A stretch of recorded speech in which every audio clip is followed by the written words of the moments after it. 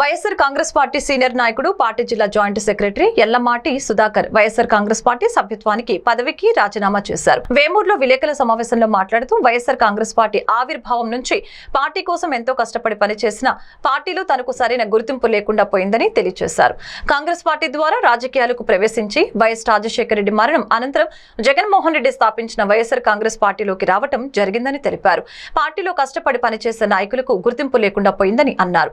ఇటువంటి పరిణామాలు తాను పార్టీలో కొనసాగటం సముచితం కాదని, అందుకోసమే పార్టీ పదవికి పార్టీ సభ్యత్వానికి కూడా రాజీనామా చేస్తున్నట్లు వివరించారు. తానిక నుంచి స్వతంత్రంగా ఉంటానని తనకు సహకరించిన మిత్రులకి శ్రేయోభిలాషులకు కృతజ్ఞతలు తెలిపారు. మిత్రులతో చర్చించి భవిష్యత్తు కార్యాచరణ తెలియజేస్తానని అన్నారు. అందరికీ నమస్కారం. మాది వరహాపురం గ్రామం. నా పేరు ఎల్లమాటి సుధాకరు. నేను కాంగ్రెస్ పార్టీ ఆలపాటి ధర్మారావు గారి టైం నుండి నేను కాంగ్రెస్ పార్టీలో ఉండి ఆ పార్టీకి ఎంతో సేవ చేశాను. ఆ తర్వాత రాజశేఖర రెడ్డి గారి మరణానంతరం వైఎస్ఆర్ పార్టీ ఆవిర్భవించిన తర్వాత అక్కడి నుంచి వైఎస్ఆర్ పార్టీలో కొనసాగాను. తర్వాత 15 సంవత్సరాలు వైఎస్ఆర్ పార్టీలో ఉన్నాను. నేను జిల్లా జాయింట్ సెక్రటరీగా పనిచేశాను. 15 సంవత్సరాలు పనిచేసినా కానీ పార్టీలో నాకు ఏ విధమైన గుర్తింపు లేదు. అది చాలా బాధాకరమైన విషయం. ఎందుకంటే విలువ లేని చోట ఉండటం కంటే పక్క తప్పుకోవటం మేలు అని చెప్పని నేను నా పార్టీకి, వైఎస్ఆర్ పార్టీకి, అలాగే సభ్యత్వానికి రాజీనామా చేస్తున్నాను. ఈ రోజు నుండి నేను ఏ పార్టీకి సంబంధం లేకుండా ఖాళీగా ఉన్నాను. నా వైఎస్ఆర్ పార్టీ వాళ్ళకి నా ఎంట ఉన్న వైఎస్ఆర్ పార్టీ వాళ్ళందరికీ నేను పార్టీ మారినందుకు క్షమాపణలు చెప్పుకుంటున్నాను. కానీ ఎందుకు మారానో అందరికీ తెలుసు. అది మీరే అర్థం చేసుకుని పెద్ద మనసుతో నన్ను మన్నిస్తారని, అలాగే నా సేవలు ఇంకా దేనికి ఉపయోగిస్తారో నా భవిష్యత్తు కార్యక్రమాల తర్వాత నేను చెప్తాను మీకు. బాపట్ల చీలు రోడ్డులో వేంచేసి ఉన్నటువంటి పాండురంగ స్వామివారి దేవాలయ ప్రాంగణం నందు కొలువు తీరి ఉన్న ఉమామేశ్వర స్వామివారికి మురళి వెంకటరమణ నీరజాదేవి దంపతులచే కళ్యాణ మహోత్సవ కార్యక్రమం, బద్రి నారాయణ మణి దంపతులచే స్వామివారి శాంతి కళ్యాణ మహోత్సవ కార్యక్రమం అంగరంగ వైభవంగా కమనీయంగా జరిపించడం జరిగింది. భక్తజనులు శివనామ స్మరణతో అంగరంగ వైభవంగా నిర్వహించడం జరిగింది. భక్తులు అధిక సంఖ్యలో పాల్గొని స్వామివారిని దర్శించుకున్నారు. స్వామివారికి తలంబ్రాలు పోసి తరించారు. అనంతరం భక్తులకు తీర్థ ప్రసాదాలు వినియోగ కార్యక్రమం నిర్వహించడం జరిగింది. ఆలయ అర్చకులు రొంపిచెల్ల కేశవాచార్యులు, పరాశర్యం రఘురామాచార్యులు తదితరులు ఈ కార్యక్రమంలో పాల్గొన్నారు.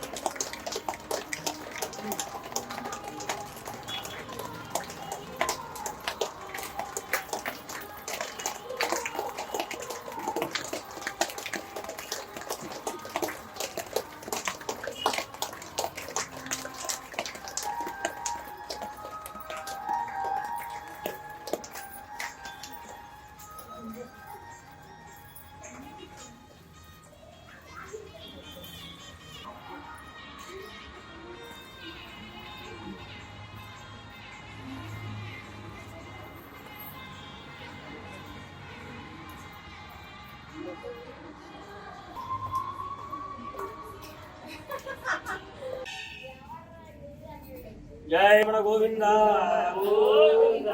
ओम नमः शिवाय। ओम नमः शिवाय। ओम नमः शिवाय। हर हर महादेव शंभो शंकर। ओम नमः शिवाय। सुराचितलिंगं निर्मलभासितशोभितलिंगं जन्मज दुःख विनाशकलिंगं तत्प्रणमामि सदा शिवलिंगं देवमुनिप्रवराचितलिंगं कामदहन करुणाकरलिंगं रावणदहन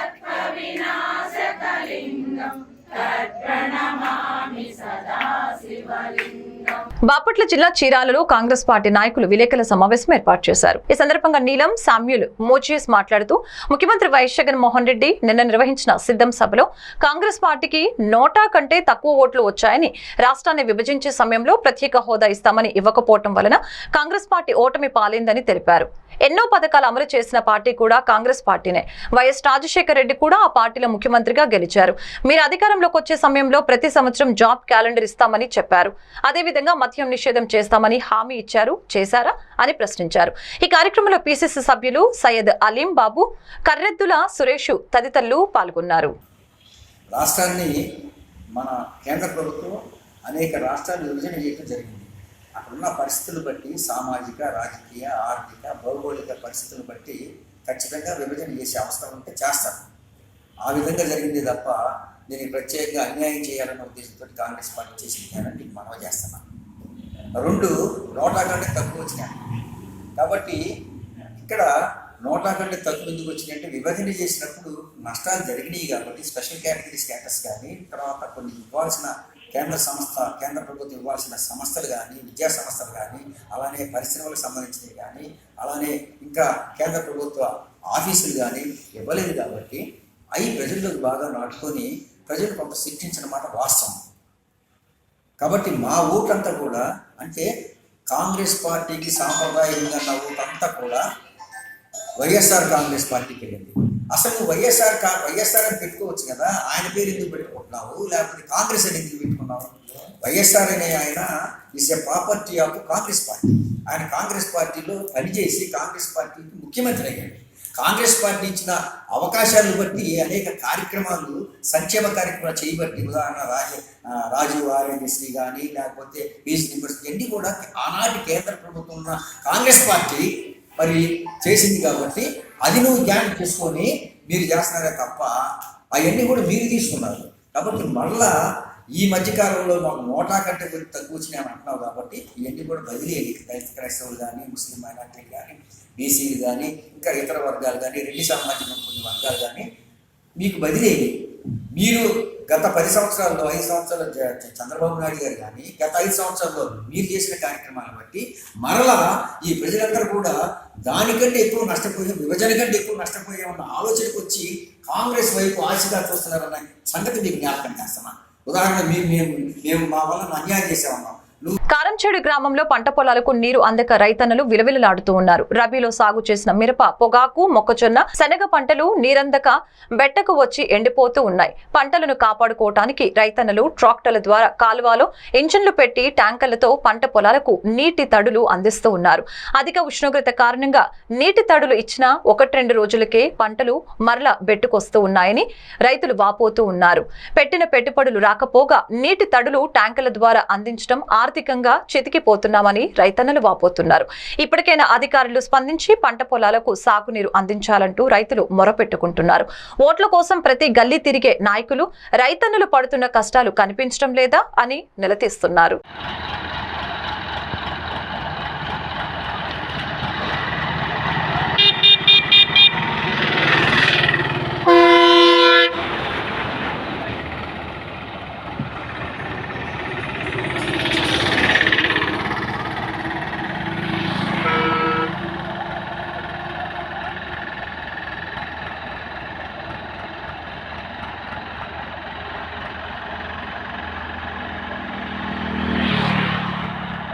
వైసీపీ అరాచకాలు సర్వనాశనమైన రాష్ట్రానికి చంద్రబాబు నాయకత్వం అవసరమని మాజీ మంత్రి టీడీపీ పోలిట్ బ్యూరో సభ్యులు నక్క ఆనందబాబు తెలిపారు. ఎన్నికల ప్రచారంలో మండలంలోని పోతుమర్రు గ్రామంలో ఎన్నికల ప్రచారం నిర్వహించారు. ఈ సందర్భంగా ఆయన మాట్లాడుతూ నూతనంగా ఏర్పడిన రాష్ట్రానికి జగన్మోహన్ రెడ్డి పాలనలో రాజధాని కూడా లేని దుస్థితి ఆంధ్ర రాష్ట్రానికి ఏర్పడిందని, ఇటువంటి పరిస్థితుల్లో రాష్ట్రానికి చంద్రబాబు నాయుడు పరిపాలన ఎంతో అవసరమని తెలిపారు.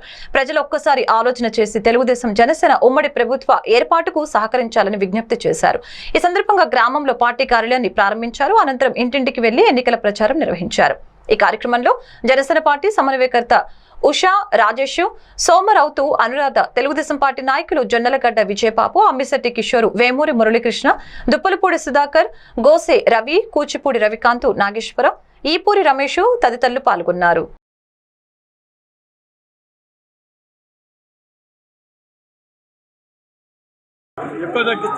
మూడు ఎన్నికల్లో కూడా గతంలో నేను 3 సార్లు పోటీ చేశాను. మీరందరూ అండగా నిలబడ్డారు.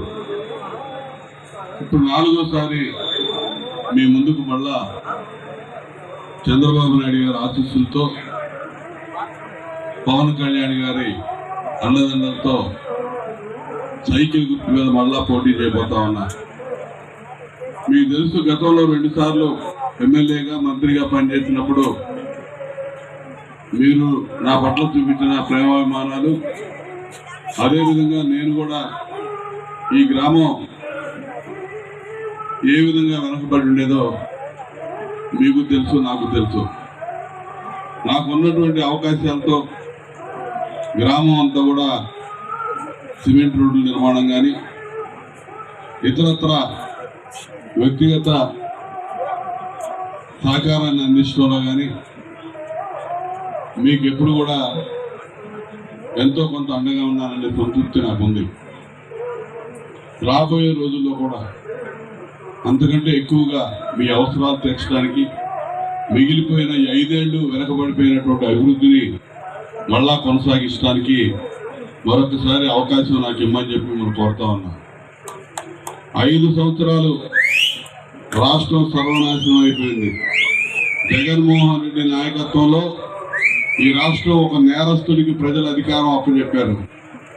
విచ్చలవిడిగా దోపిడీ, నేరాలు, ప్రతిపక్ష పార్టీని బ్రతకనివ్వడదనే ఒక ఆలోచన ప్రజాస్వామ్యం నిట్టంగా ఈ రాష్ట్రంలో కూలీ కాబడింది. బాపట్ల జిల్లా కర్లపాలెం మండలంలోని ఎంపీపీ శ్రీమతి యారం వనజ ఇసాక్ ఆధ్వర్యంలో జరిగిన మండల పరిషత్ సర్వసభ్య సమావేశంలో పాల్గొన్న నల్లమూతువారిపాలెం సెగ్మెంట్ ఎంపీటీసీ సభ్యులు తాండ్ర సాంబశివరావు తన సెగ్మెంట్ పరిధిలోనూ అదేవిధంగా మండలంలోని పలు అంశాలపై వివరణలు అడిగి తెలుసుకున్నారు.